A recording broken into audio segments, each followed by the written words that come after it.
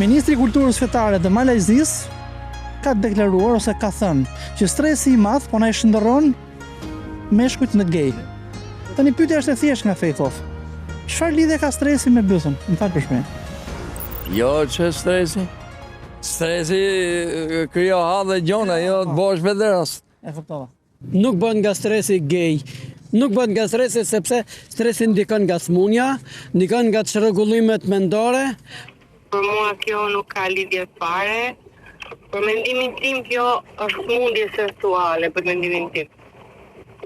Pak pyetje e zorshme është, pak pyetje e çuditshme është. Jo, a ndikon stresi në...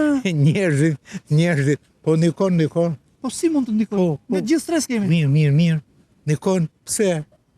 Kështu po shohim, jeta po na mëson shumë gjëra të reja. Si kemi ditur? Tash kemi frikë nga stresi. Jeta, po si s'kemi frikë nga stresi?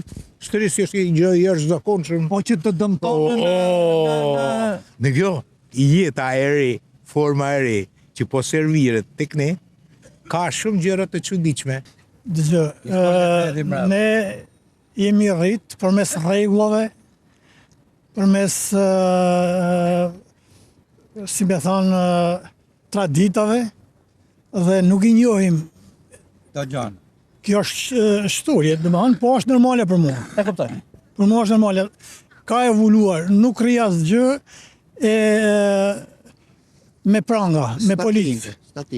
Statike, kur thot ky. E pandryshueshme. Domethënë, ndryshon, evoluon. Lëvizë njeriu, po. Po, lëviz. Dhe për mua kjo lëvizje është normale. Nuk është normale për mua, po për... Jo, ne I respektojmë, jam dakord me ty. Po, për çfarë të bëjmë? Patjetër. Nuk ke çfarë bën. Nuk ka një rregull, nuk e vendos dot këtë rregull.